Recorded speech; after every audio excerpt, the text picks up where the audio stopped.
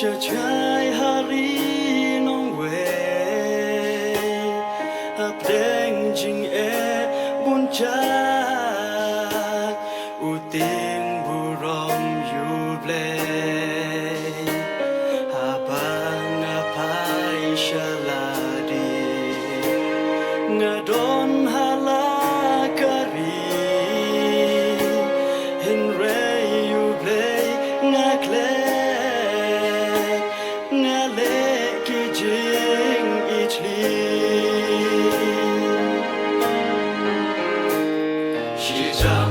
Jam chonga kilam shaching kala dan step kilok bai ngapin soha haba umat kijau hangta bengan kenmau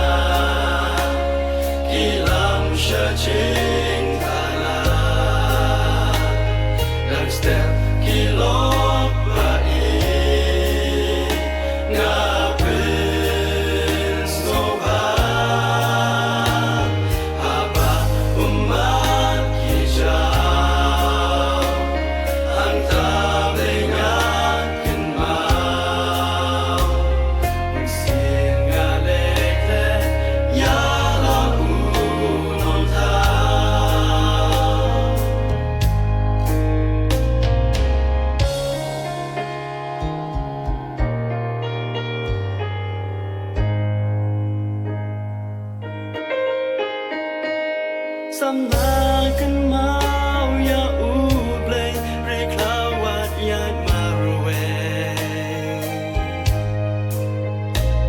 Hashwa bancam tikjat toteng ublay Ublay udon hasenda kibasheting ya Yap na ki ching sning pen yo ching ke Shi jam ki jam chonga ki lam sha ching kala Dan step ki lo